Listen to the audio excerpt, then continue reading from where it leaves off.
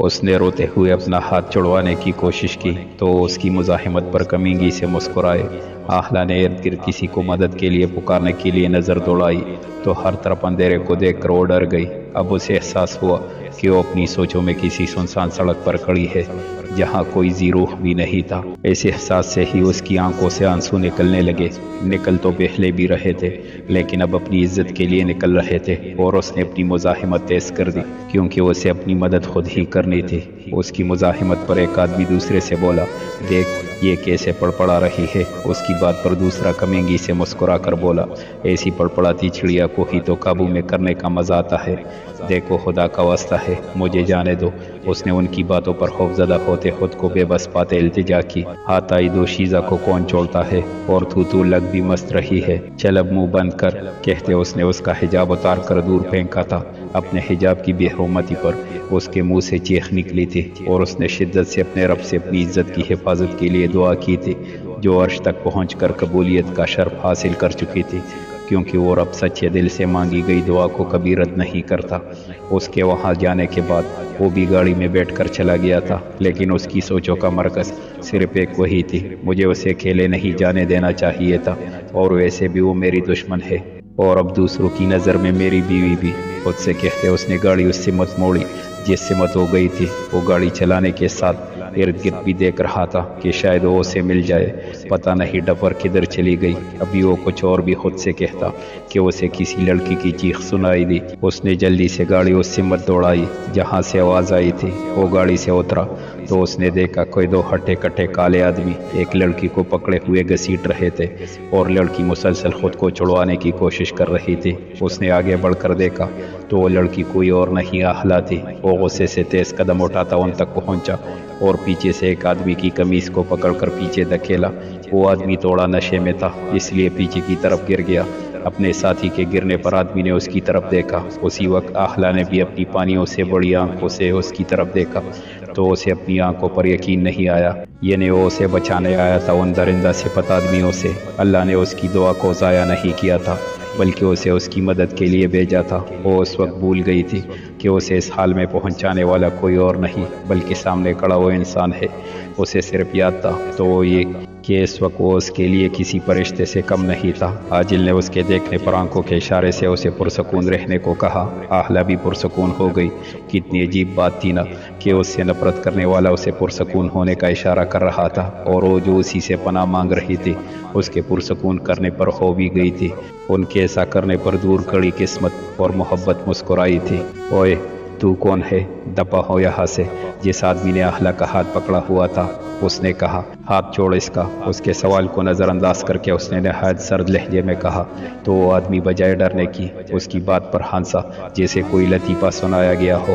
کیوں بھائی تیری کیا لگتی ہے، یا پھر تیری بھی نیت اس کو دیکھ کر خراب ہو گئی ہے؟ اس نے آنکھ مار کر کہا۔ یہاں عاجل کا صبر ختم ہوا تھا اور وہ اسے پوری قوت سے پیچھے کی طرف دھکا مار کر اس پر جھک کر پے در پہ مکے مارنے لگا۔ اس آدمی کے گرنے کی وجہ سے آہلا کا ہاتھ اس سے چھوٹ گیا تھا۔ وہ جلدی سے جھکتی اپنا حجاب اٹھا کر سر پر اوڑھ چکی تھی۔ اس آدمی کا دوسرا ساتھی بھی اب سنبھل چکا تھا۔ جب اس نے اس کو اپنے ساتھی پر جھکے دیکھا تو اس نے عاجل کو پیچھے سے پکڑ کر دھکا دے کر اسے اپنے ساتھی پر سے ہٹایا۔ اب صورتحال یہ تھی وہ دو آدمی تھے اور عاجل ایک۔ وہ ان دونوں کو اچھا سبق سکھا سکتا تھا، لیکن اس وقت اس کے ساتھ آہلا بھی تھی، اس لیے اسے یہاں سے فی الحال بھاگ جانا ہی مناسب لگا۔ اس نے 2 قدم پیچھے لے کر آہلا کا ہاتھ مضبوطی سے پکڑا اور دوسری سے مت بھاگنا شروع کر دیا۔ وہ آدمی بھی ان کے پیچھے بھاگے۔ جب وہ لوگ ان کی پکڑ میں نہیں آئے تو ان میں سے ایک آدمی نے جیب سے پسٹل نکال کر فائر کیا جو کہ عاجل کے بازو کو چھو کر گزر گیا۔ عاجل جو آہلا کا ہاتھ پکڑے بھاگ رہا تھا اسے محسوس ہوا کہ جیسے کوئی چیز اس کے بازو کو چیر کر اسے سلگا گئی ہے۔ اس احساس کے ساتھ ہی اس کے منہ سے چیخ نکلی۔ آہلا نے اس کے کراہنے پر اس کی طرف دیکھا۔ اندھیرا ہونے کی وجہ سے اسے اس کے چہرے پر درد کے تاثر تو نہ دیکھے، لیکن وہ جان گئی کہ اسے درد ہوا ہے۔ آہلا نے رک کر اس سے وجہ پوچھنی چاہی کہ اس نے اسے بھاگنے کا کہا، کیونکہ گولی لگنے کی وجہ سے عاجل کی سپیڈ سلو ہو گئی تھی، جس کا فائدہ اٹھاتے ہوئے وہ لوگ ان کے قریب پہنچ گئے تھے۔ آہلا نے اس کا ہاتھ مضبوطی سے پکڑا اور پھر سے بھاگنا شروع کر دیا۔ ان کو بھاگتے بھاگتے کافی دیر ہو گئی تھی، حتیٰ کہ بھاگتے بھاگتے وہ لوگ کافی دور نکل آئے تھے۔ भागने की वजह से उनका सांस भी फूल गया था। जब उन्हें लगा कि वो लोग उनका पीछा नहीं कर रहे थे तो वो दोनों रुक गए और गहरे गहरे सांस लेने लगे। आह्ला ने देखा तो वो लोग उस वक्त किसी जंगल में थे, क्योंकि मुख्तलिफ किस्म के जानवरों की आवाज़ें उसे सुनाई दे रही थी। उसने डर कर आजिल का बाजू ज़ोर से पकड़ा तो वो दर्द से कराहा। उसके कराहने पर उसने जल्दी से हाथ हटाया और उसे याद आया कि भागते हुए कुछ ऐसा हुआ था जिससे उसे दर्द हुआ था। उसने अंधेरे में ही उसे एक दरख्त के साथ बिठाया। तुम्हारे बाजू में दर्द है क्या? उसने फिक्रमंदी से पूछा। हाँ, मुझे लगता है कि उन्होंने गोली मारी है जो मेरे बाजू में लगी है, उसने दर्द भरे लहजे में कहा, क्योंकि इतना भागने की वजह से एक तो उसका सांस फूला हुआ था और फिर गोली की दर्द लहदा। उसकी बात पर उसने परेशानी से अपने इर्द गिर्द रोशनी के लिए कोई चीज़ ढूंढनी चाही, लेकिन उसे नाकामी हुई। चांद की रोशनी से वो उसके चेहरे पर दर्द तो देख सकती थी, लेकिन उसका जख्म इतनी सी रोशनी में देखना नामुमकिन था। क्या ढूंढ रही हो? उसे इर्द गिर्द कुछ तलाशते देखकर उसने उससे पूछा। रोशनी करने के लिए कोई जरिया ढूंढ रही हो, उसने मसरूफ अंदाज में जवाब दिया। यहाँ ऐसी कोई चीज़ नहीं मिलेगी। मेरे पैंट की जेब में मोबाइल है, उसे निकाल लो। उसने अपनी जेब की तरफ इशारा किया। वो उसे खुद निकाल कर दे देता, लेकिन वो एक हाथ से खून को रोके हुए था और दूसरा जख्मी था। उसने झिझकते हुए उसकी जेब से मोबाइल निकाला और टार्च ऑन करके उसकी बाजू को देखा जहाँ से खून रस रहा था। उसने देखा उसकी सारी सफ़ेद शर्ट खून से रंगी हुई थी। अपना हाथ पीछे हटाओ, मुझे जख्म देखना है। उसने जख्म की जगह टार्च फोकस की, लेकिन उसे कोई गोली ना दिखी। अलबत्ता गोली लगने का निशान वाज़ेह था। लगता है गोली सिर्फ छू कर गुजरी है। उसने सिर्फ कहा। टार्च की रोशनी से जानवरों की आवाज़ें ज़्यादा आना शुरू हो गई। टार्च को बंद कर दो, नहीं तो रोशनी को देखते हुए जानवर इससे मत आ जाएंगे। उसने उसकी बात पर सर हिलाकर जल्दी से अपने हिजाब से थोड़ा सा कपड़ा पाड़ा और बाजू पर बांध दिया ताकि खून रसना बंद हो जाए। कपड़ा उसके बाजू पर बांधकर वो भी साथ ही दरख्त के साथ टेक लगा कर बैठ गई। उस वक्त उस पर जानवरों का खौफ तारी था, लेकिन दिल में उसके होने से इत्मीनान भी था। वो उसकी शुक्रगुजार थी जिसने न सिर्फ उसकी इज्जत की हिफाजत की थी बल्कि उसके लिए गोली भी खाई थी। वो चाहता तो उसे छोड़कर जा सकता था। वो यहाँ रुकना नहीं चाहता था, लेकिन वो यहाँ से निकल भी नहीं सकता था। जानवरों की आवाज़ों से उसे अंदाज़ा हो गया था कि वो लोग इस वक्त जंगल के बीचों बीच है और अंधेरे की वजह से उसे रास्ता का भी नहीं पता था। इसलिए वो खामोशी से दरख्त से टेक लगा कर आंखें बंद कर गया। मुझे तो अब सोफिया और तलहा के बच्चों को गोद में खिलाना है।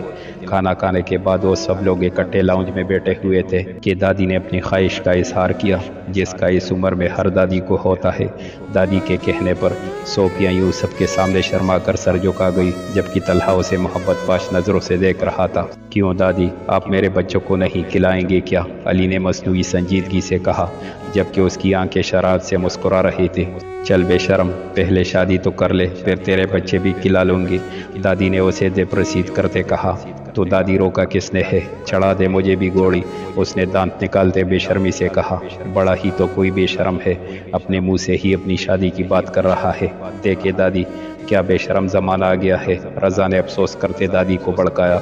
आपकी इत्तला के लिए अर्ज़ है कि आप भी इसी ज़माने के हैं, उसने चबाकर कहा। ना मेरा बच्चा, तू बड़ा मासूम है। मजाल है उसने आज तक अपनी शादी की बात की हो और तुम अपने शादी के ख्वाब अभी ख्वाब ही रहने दो, क्योंकि पहले रज़ा की शादी होगी फिर तुम्हारी। दादी ने उसके अरमानों पर पानी फेरा।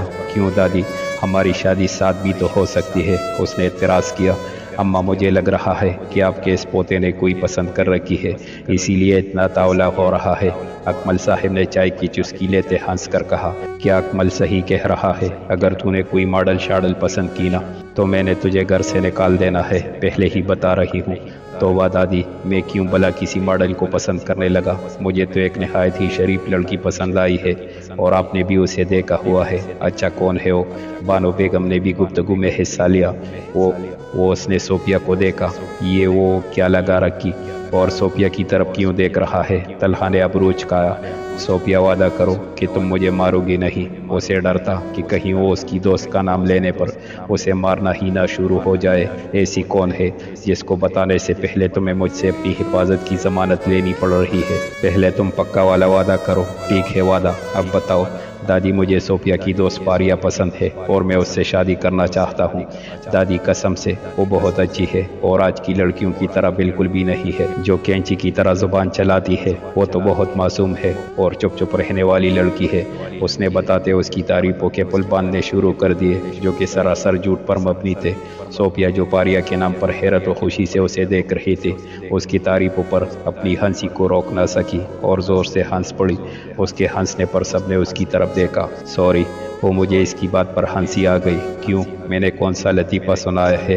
علی نے منہ بنا کر کہا۔ تم نے جو اس کی تعریفوں کے لیے زمین اور آسمان ایک کر دیا ہے نا، یہ میرے لیے کسی لطیفے سے کم نہیں ہے، اس نے ہنستے ہوئے کہا۔ دادی اسے چھوڑے، آپ بتائیے آپ کو کیسی لگی تھی وہ؟ اس نے ان کے پاس نیچے بیٹھ کر ان کے گھٹنے پر ہاتھ رکھ کر پوچھا۔ لڑکی تو اچھی ہے لیکن چپ والی بات تو اس میں نہیں ہے۔ دادی کی بات پر اس نے کان کھجایا۔ رضا پتر، اگر تجھے بھی کوئی پسند ہے تو بتا دے، نہیں تو یہ کام بھی ہم سر انجام دے دیتے ہیں۔ نہیں دادو، مجھے کوئی پسند نہیں ہے، آپ کا جو فیصلہ ہوگا میرے لیے وہ قابل احترام ہوگا، اس نے تابیداری سے کہا۔ چلو بہو، پھر اس کے لیے لڑکی ڈھونڈنے کا سلسلہ شروع کرتے ہیں اور کل پرسوں تک پاریا کے گھر اس کا رشتہ لینے کے لیے بھی چلتے ہیں۔ دادی نے اپنی تینوں بہوؤں کو کہا جنہوں نے کبھی انہیں ماں سے کم مرتبہ نہیں دیا تھا، بدلے میں انہوں نے بھی ماں بن کر دکھایا۔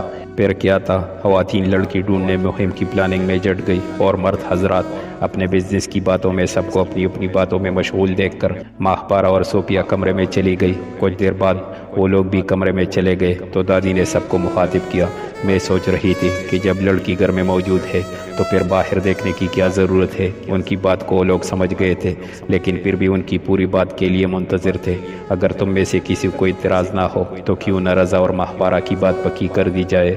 اپنی بات کہہ کر انہوں نے اپنے بہو اور بیٹوں کی طرف دیکھا جن کے چہروں پر اطمینان تھا۔ ہمیں کوئی اعتراض نہیں ہے اماں، ہمارے لیے تو خوشی کی بات ہے کہ ہماری بیٹی ہمارے ساتھ رہے گی اور رضا سے بڑھ کر مجھے اچھا اور شریف داماد کہیں نہیں ملے گا، اقبال صاحب نے مسکرا کر کہا۔ اور تم لوگوں کو؟ انہوں نے اقرا اور اکمل کی طرف دیکھ کر پوچھا۔ نہیں اماں، ہمیں بھی کوئی اعتراض نہیں ہے۔ چلو پھر ٹھیک ہے، کل صبح بچوں سے بھی پوچھ لیں گے اور تم لوگ بھی اب آرام کر لو، رات کافی ہو گئی ہے۔ جی اماں۔ وہ الماری میں اپنے اور طلحہ کے کپڑے ہینگ کر رہے تھے کہ طلحہ نے پیچھے سے اسے اپنے حصار میں لیا اور اپنی توڑی اس کے کندھے پر رکھی۔ اس کے حصار پر اس کے چہرے پر شرمیلی مسکراہٹ پھیل گئی۔ اس کی طرف سے کسی بھی مزاحمت کو نہ پا کر اس نے اپنا حصار تنگ کیا تو وہ شرم سے سرخ ہوتی اس کے حصار میں کسمس آئی۔ دادی کی خواہش کو کب پورا کر رہی ہو؟ اس نے اس کے گال پر لب رکھ کر پوچھا۔ پلیز طلحہ۔ ایک تو اس کی جسارت، اوپر سے بے باکی سے پوچھنے پر وہ شرم سے سرخ پڑتی التجا کرنے لگی۔ پلیز سے کام نہیں چلے گا ڈیئر، اس نے اس کے گال پر پھر سے لب رکھ کر کہا اور اسے بازو میں اٹھائے بیڈ پر لٹایا تو وہ نظریں جھکا گئی۔ میں شہروز بھائی اور آخلا کے لیے بہت خوش ہوں، اس نے اس کے شرارتی موڈ کو دیکھ کر بات بدلنی چاہی۔ میں بھی اپنی دوست کی خوشی میں خوش ہوں، اللہ اس کی خوشی کو نظر بد سے بچائے، اس نے دعا کی۔ اسے کیا پتا تھا کہ آج النامی نظر اس کے دوست کے پیار کو لگ چکی ہے۔ میں جانتا ہوں ڈیئر، تم میرا دھیان ہٹا رہی ہو خود پر سے، لیکن میں آج بخشنے والے موڈ میں نہیں ہوں، اور پھر ویسے بھی دادو کی خواہش کو پورا کرنے کے لیے ہمیں بھی تو کوشش کرنی چاہیے نا، تاکہ وہ جلد از جلد دادی سے پردادی کے عہدے پر اور ہم والدین کے عہدے پر پائز ہو جائے۔ اس کی بے باک گفتگو پر وہ شرمیلی مسکراہٹ سے اس کے سینے میں منہ چھپا گئی۔ مجھ سے بچنے کے لیے تم میری ہی پناہوں میں آتی ہو، لیکن آج یہ پناہ بھی تمہیں نہیں بچا پائے گی۔ اس نے اس کا منہ اپنے سینے سے جدا کرتے اس کے چہرے پر جا بجا اپنی محبت کا لمس چھوڑتے کہا اور ساتھ ہی لائٹ آف کر دی۔ وہ بیڈ پر لیٹا فاریہ کو آنکھوں میں سمائے اپنی آنے والے زندگی کے خواب سجا رہا تھا۔ بس ایک دفعہ میری دسترس میں آ جاؤ، پھر میں تمہیں بتاؤں گا کہ یہ شرارتی سالی تمہاری محبت میں کس قدر دیوانہ ہے کہ تمہارے ساتھ کسی شخص کو دیکھ کر ہی میری جان نکلنے کو ہوتی ہے۔ ابھی تو تم میرا چین وین نیند سب لوٹ کر مزے سے سو رہی ہونا، لیکن جب میرے پاس آؤ گی تو تمہاری یہ نیندیں میں چرا لوں گا۔ وہ دلکشی سے مسکرایا اور کروٹ لے کر سونے کی کوشش کرنے لگا۔ لگتا ہے وہ اسٹرینجر ڈر گیا مجھ سے، تبھی دوبارہ اپنی شکل نہیں دکھائی۔ اچھا ہی ہوا کہ وہ نہیں آیا، نہیں تو میں نے اس دفعہ اس کی ہڈی پسلی ایک کر دینی تھی۔ یا اللہ، سارے لپنگے بدماش مجھ سے ٹکراتے ہیں، بس ایک فوجی ہی مجھ سے نہیں ٹکراتا۔ یا اللہ، پلیز کوئی پوجی بھی مجھ سے ٹکرا جائے اور اسے مجھ سے پہلی نظر میں محبت ہو جائے۔ وہ آنکھیں بند کر کے دعا کر رہی تھی۔ شہروز جلدی سے گاڑی سے نکل کر اپنے دوست جیسے باپ کے کراہتے وجود کو باہوں میں لیے ہسپتال کے کوریڈور میں داخل ہوا اور ڈاکٹرز کو آوازیں لگانا شروع کر دی۔ اس کی آواز سن کر کچھ ڈاکٹرز کوریڈور میں آگے آئے اور جلدی سے اسٹریچر منگوا کر ان کو اس پر لٹا کر روم میں لے گئے۔ رفعت بیگم اپنے سہاگ کے لیے روتے ہوئے دعائیں کر رہی تھی، جبکہ شہروز فارمیلٹیز پوری کر رہا تھا۔ وہ ساجد صاحب کی سلامتی کے لیے دعا مانگ رہی تھی کہ ان کا فون بجا۔ انہوں نے دیکھا تو نور کا فون تھا۔ وہ فون اٹھاتی کان سے لگاتی رو پڑی۔ کیا ہوا آپا، سب ٹھیک تو ہے؟ آپ رو کیوں رہی ہے؟ نور نے پریشانی سے پوچھا۔ نور، ساجد کو پتہ نہیں کیا ہو گیا ہے، انہوں نے روتے ہوئے کہا۔ آپ لوگ اس وقت کہاں ہیں؟ انہوں نے ہسپتال کا نام بتایا تو نور نے فون بند کر دیا۔ کیا ہوا نور، کیا کہہ رہی تیرے پتاپا، اور آپ اتنی پریشان کیوں ہے؟ مصطفیٰ نے انہیں پریشان دیکھ کر کہا۔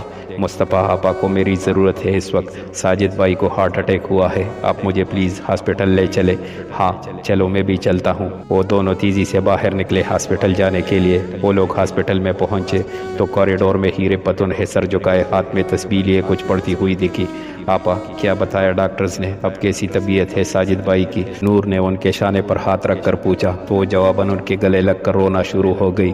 نور نے انہیں آرام سے علیحدہ کیا اور دوبارہ سے سوال دہرایا تو ان کی بجائے شہروز نے جواب دیا، جو ابھی ریسیپشن پر فارمیلٹیز پوری کر کے آیا تھا۔ ان کو میجر ہارٹ اٹیک ہوا ہے، ڈاکٹرز اندر چیک اپ کر رہے ہیں۔ ان کا کہنا ہے کہ ان کی جان ابھی بھی خطرے میں ہے، ابھی کچھ کہا نہیں جا سکتا۔ اس نے ضبط سے بتایا، اس کی آنکھوں کے کونے سرخ پڑ گئے تھے۔ تم شہروز ہو؟ جی۔ آپ فکر مت کریں، انشاءاللہ بھائی کو کچھ نہیں ہوگا، آپ دعا کریں ان کے لیے۔ مصطفیٰ نے شہروز کے کندھے پر ہاتھ رکھ کر حوصلہ دیا اور اپنی خدمت بھی پیش کی۔ اگر میرے لائق کوئی بھی خدمت ہو تو بیٹا ہچکچانا نہیں ہے، ساجد میرے بڑے بھائیوں کی طرح ہے۔ جی انکل۔ اتنے میں ڈاکٹر آئی سی یو سے باہر نکلا۔ آپ کے پیشنٹ کی حالت آؤٹ آف ڈینجر ہے، لیکن ابھی مکمل طور پر ہم سیٹسفائی نہیں ہے، اس لیے ان کو 24 گھنٹے آبزرویشن میں رکھا جائے گا، ڈاکٹر نے پیشورانہ انداز میں کہا۔ ڈاکٹر، کوئی خطرے والی بات تو نہیں ہے نا؟ شہروز نے پریشانی سے ان کے 24 گھنٹے آبزرویشن والی بات پر بے چینی سے پوچھا۔ دیکھیں مسٹر شہروز، ہم آپ سے کچھ چھپائیں گے نہیں۔ جیسا کہ میں نے کہا کہ آپ کے والد صاحب اس وقت آؤٹ آف ڈینجر ہے، لیکن ہو سکتا ہے کہ 24 گھنٹے بعد انہیں پھر سے ہارٹ اٹیک ہو، اس لیے ہم انہیں آبزرویشن میں رکھنا چاہتے ہیں۔ ہو سکتا ہے کہ نہ ہو، لیکن احتیاط ضروری ہے۔ جی ڈاکٹر، آپ کو جو بہتر لگتا ہے آپ وہ کریں۔ اوکے کہہ کر ڈاکٹر چلا گیا۔ ڈاکٹر کی بات پر رفعت بیگم رونے لگی۔ اسے بارہا مروہ کی کالز آ چکی تھی، اس لیے وہ انہیں صورتحال سے آگاہ کرنے کے لیے قدرے سائٹ پر ہو گیا۔ شہری ماموں کی طبیعت کیسی ہے؟ ماما بار بار ہاسپٹل آنے کی ضد کر رہی ہے۔ بابا کی طبیعت بہتر ہے، تم ایک کام کرو، پھوپھو کو لے کر ڈرائیور کے ساتھ ہاسپٹل آ جاؤ، اس طرح ان کے دل کو تھوڑی اطمینان رہے گی۔ ٹھیک ہے۔ آپا بھائی کو ہوا کیا تھا؟ ابھی چند روز پہلے تو میری آپ سے بات ہوئی تھی، تب تو آپ نے نہیں بتایا کہ ان کو ہارٹ پرابلم ہے۔ انہیں کوئی ہارٹ ایشو نہیں ہے نور، یہ تو بس اس منحوس کی وجہ سے ہوا جس کی ماں نے ہم سے ہماری خوشیاں چھین لی۔ اور اب اس کی بیٹی، کس کی بات کر رہی ہے آپا؟ زکیہ کی بیٹی کی۔ پھر انہوں نے آج ہونے والا سارا واقعہ ان کو سنا دیا۔ آپ حوصلہ رکھیں آپا۔ تھوڑی دیر تک شمع اور مروہ بھی ہاسپٹل پہنچ چکے تھے۔ صبح اس کی آنکھوں میں پڑتی سورج کی کرن سے کھلی۔ اس نے اپنے ارد گرد دیکھا تو اسے یاد آیا کہ وہ کہاں ہے اور کل کیا کیا اس کے ساتھ ہو چکا ہے۔ کل کا دن یاد کر کے اس کی آنکھوں سے آنسو بے مول ہوئے۔ اسے یاد آیا کہ اسے اس مصیبت تک لانے والا، اس کی حفاظت کرنے والا بھی اس کے ساتھ ہے۔ اس نے اپنے آنسو صاف کیے اور گردن موڑ کر دیکھا تو اس کی ساری شرٹ خون سے رنگی ہوئی تھی۔ اس نے دیکھا کہ سوتے ہوئے بھی اس کے چہرے پر درد کے تاثر تھے، بال بکھرے ہوئے تھے، ہونٹ کا کنارہ پٹا ہوا تھا، لیکن پھر بھی اہلیہ کو اسے دیکھ کر کسی شہزادے کا سا گمان ہوا تھا۔ اس کے دل نے شدت سے چاہا کہ وہ اس کے ماتھے پر بکھرے بالوں کو ہاتھ لگائے، ان کو سنوارے، لیکن دوسرے ہی پل اسے خود پر حیرانی ہوئی وہ کیوں اپنے ہی ستمگر کے لیے یہ خواہش کر رہی تھی۔ اس کے دل نے پہلے تو ایسی خواہش نہیں کی تھی، وہی تو اسے یہاں تک لانے والا تھا۔ اس نے اپنے دل کو ڈپٹا، وہ اپنی سوچوں میں خود کو ڈپٹ رہی تھی کہ اسے اس کے کہرانے کی آواز آئی۔ اس نے دیکھا تو وہ نیند میں ہی اپنے بازو کو پکڑے کر آہ رہا تھا۔ کیا ہوا؟ وہ فکر مندی سے اس کے بازو کو دیکھتی بولی۔ اس کے بلانے پر وہ نیند سے بیدار ہوتا اپنے بازو کو ہلانے لگا، جو شاید زخم اور ساری رات ایک ہی پوزیشن میں رہنے کی وجہ سے سوج گیا تھا۔ کچھ نہیں ہوا۔ اس نے درد کو برداشت کرتے اٹھ کر کہا ہمیں ہاسپٹل چلنا چاہیے۔ اس نے مشورہ دیا ابھی تو یہاں سے پہلے نکل لے۔ اس نے چاروں طرف جنگل کو دیکھتے کہا۔ وہ اس کے ساتھ ساتھ چلنے لگی۔ کافی دیر چلنے کے بعد بلاخر انہیں سڑک کو نکلتا راستہ مل ہی گیا۔ وہ پیدل ہی سڑک پر چلنے لگے کیونکہ آجل کی گاڑی یہی کہیں سڑک پر تھی۔ 15 منٹ چلنے کے بعد انہیں گاڑی مل ہی گئی۔ وہ لوگ اس کی گاڑی کو نہیں لے کر گئے تھے، شاید ان لوگوں کو شباب میں ہی دلچسپی تھی بس۔ بہرحال جو بھی تھا ان کے لیے اچھا ہی تھا، نہیں تو انہیں مزید خوار ہونا پڑتا۔ وہ گاڑی میں بیٹھ کر اس کا انتظار کرنے لگا جو باہر نہ جانے کڑی کیا سوچ رہی تھی۔ اب کیا آج کا دن بھی یہی گزارنے کا ارادہ ہے؟ اس نے طنز کیا۔ نہیں، تم چلے جاؤ، مجھے تمہارے ساتھ کہیں نہیں جانا۔ شاید تم بھول گئے ہو کہ مجھے گھر سے بے عزت کروا کر نکلوانے والے تم ہی تھے، اس لیے مجھے تمہارے ساتھ کہیں نہیں جانا۔ اس نے نفرت سے کہا۔ تھوڑی دیر پہلے جو دل نے خواہش کی تھی اس کا شہبہ تک اس کے لہجے میں نہیں تھا اور نہ ہمدردی، اب صرف اس کے لہجے میں اس کے لیے نفرت تھی۔ تو میں کون سا بھول گیا ہوں کہ تم میری دشمن ہو جس نے مجھے تھپڑ مارا تھا، اور ایک تھپڑ تو کل رات بھی تم مجھے مار چکی ہو جس کا بدلہ بھی رہتا ہے، اور مجھے بھی تمہیں اپنے ساتھ لے جانے کا کوئی شوق نہیں ہے۔ اگر تمہیں کسی درندے کی حوث کا نشانہ بننا ہے تو شوق سے رکو یہاں۔ اس کی بات پر وہ ان انسان نما درندوں کو یاد کر کے جرجری لیتی جلدی سے سیٹ پر بیٹھ گئی۔ تم نے مجھے کیوں بچایا؟ کل تمہاری تو میں دشمن ہوں، تو پھر نوچنے دیتے ان درندوں کو مجھے؟ تمہیں تو ہوش ہونا چاہیے تھا۔ تم میری دشمن ہو اور تمہیں درد دینے کا، تکلیف دینے کا حق صرف میں رکھتا ہوں، اس لیے مجھے اپنی چیزوں میں شراکت پسند نہیں، پھر وہ چاہے دشمنی ہو یا محبت۔ اس کے جواب پر اس نے اس کی طرف دیکھا، یعنی اس نے اسے بچایا بھی اپنی دشمنی کے لیے تھا۔ اس نے نفرت سے منہ پھیر لیا۔ وہ ہاسپٹل کے اندر چلا گیا جبکہ وہ گاڑی میں ہی بیٹھی رہی۔ اس کا اس شخص کے ساتھ اندر جانے کا کوئی ارادہ نہیں تھا۔ وہ اب سوچ رہی تھی کہ کیسے وہ اپنی بے گناہی ثابت کرے گی اور رہے گی کہاں۔ اگر ساجد چاچو نے اس کی بات پر بھروسہ نہ کیا تو یہ سوچتے سوچتے اس کی نظر شہروز پر پڑی جو موبائل پر کسی سے بات کر رہا تھا۔ اسے یاد آیا کہ چاچو کی طبیعت خراب ہو گئی تھی۔ وہ بے چینی سے گاڑی سے نکلتی اس کے پیچھے ہاسپٹل کے اندر بڑھی۔ وہ اس کے پیچھے پیچھے اندر گئی تو اسے سامنے ہی سارے گھر والے دیکھے، 2 انجان چہرے بھی تھے، لیکن اس نے زیادہ دھیان نہیں دیا۔ اس وقت اس کے لیے صرف چاچو کی طبیعت کی خبر اہمیت رکھتی تھی۔ اس کے لیے وہ آگے بڑھ کر رفت بیگم سے پوچھنے لگی، تائی چاچو کیسے ہے؟ ڈاکٹرز نے کیا کہا ہے؟ اس نے آگے بڑھ کر پریشانی و فکر مندی سے پوچھا۔ تم پھر اپنی منحوس شکل لے کر آ گئی، دل نہیں بھرا کیا ہماری عزت کی دجیاں اڑا کر؟ ارے تم نے تو یہ بھی نہیں سوچا کہ اس کا ساجد صاحب پر کیا اثر ہوگا؟ تم نے تو انہیں بستر مرگ پر ڈال دیا۔ رفت بیگم اسے سامنے دیکھ کر پٹ پڑی۔ رات سے وہ کس اذیت میں تھی یہ وہی جانتی تھی۔ تائی امی میں سچ کہہ رہی ہوں، میں نے کچھ بھی نہیں کیا، میں بے قصور ہوں۔ آخر آپ میری بات پر یقین کیوں نہیں کر رہے؟ اس نے روتے ہوئے اپنی صفائی دی۔ تمہارے شوہر نے بھی کیا تمہیں چھوڑ دیا جو روتی ہوئی یہاں چلی آئی ہو؟ مروہ نے طنز کیا۔ تائی آپ مجھے بس یہ بتا دے کہ چاچو کیسے ہیں۔ آپ کو میری بات کا یقین نہیں کرنا تو مت کرے، بس مجھے ان کے بارے میں بتا دے۔ اس نے مروہ کے طنز کو نظر انداز کر کے ان سے التجائیہ کہا۔ ابھی رفت بیگم کچھ کہتی کہ عاجل کی آوازوں سب کی سماعتوں سے ٹکرائی۔ کیا کر رہی ہو یہاں؟ میں نے تمہیں کہا تھا نا کہ گاڑی سے مت نکلنا۔ وہ چلتا چلتا اس کے قریب آیا، اس آواز پر جہاں اہلا نے اسے مڑ کر دیکھا تھا وہی شہروز نے ناگواری سے اپنا چہرہ موڑ لیا تھا۔ سب نے سماعت کی سمت دیکھا تو وہ بکھرے بالوں اور سفید خون سے رنگی شرٹ میں اپنی بھرپور وجاہت لیے بس اہلا کو ہی دیکھ رہا تھا۔ اس نے اپنے ارد گرد دیکھنے کی ضرورت محسوس نہیں کی تھی۔ وہ چلتا چلتا اس تک پہنچا اور اپنی نیلی سرخ آنکھوں سے اس سے جواب مانگنے لگا۔ اہلا نے جواب دینے کے بجائے نفرت سے منہ پھیر لیا۔ اس کے ایسا کرنے پر پہلے تو اس نے غصے سے موٹیا بینچ لی، لیکن پھر مسکرایا۔ اس نے اسے آگے بڑھ کر اس کے گرد اپنا ایک بازو پھیلایا اور شہروز کو دیکھ کر جتایا۔ شہروز نے موٹیا بینچ کر اپنے غصے کو قابو کرنے کی کوشش کی۔ اہلا نے اپنا آپ اس سے دور کرنا چاہا تو اس نے گرپ مضبوط کر دی۔ اگر آپ لوگوں کو آپ کے گھر والوں نے گھر سے نکال دیا ہے تو برائے مہربانی کسی ہوٹل روم بک کروا کر یہ پیار محبت وہاں ایک دوسرے کو جتا لے۔ جب شہروز سے زیادہ برداشت نہ ہوا تو اس نے عاجل کو دیکھتے طنزیہ کہا، اب اپنا غصہ بھی تو نکالنا تھا جو اسے دیکھ کر آیا تھا، اور پھر اسے اہلا کے گرد بازو پھیلا کر جتانا۔ اسے آنکھ ہی تو لگا گیا تھا۔ ضرور، کیوں نہیں؟ ویسے آئیڈیا اچھا دیا ہے تم نے۔ میں بھی سوچ رہا تھا کہ کچھ ٹائم اپنی نئی نویلی بیوی کے ساتھ گزار لوں۔ اب نئی نویلی دلہن کے ساتھ ٹائم کیسے گزارا جاتا ہے؟ اس نے اس کے غصے سے لال چہرے کو دیکھ کر آنکھ دبا کر کہا۔ اسے اس کے غصے سے لال چہرہ بہت پیارا لگ رہا تھا، اس لیے اس نے اسے مزید لال کرنا چاہا۔ وہ جانتا تھا کہ وہ اس سے اپنی محبت کا دعوے دار تھا، اس لیے اس نے اس کے سامنے اہلا اور اپنے متعلق بے باک گفتگو کی۔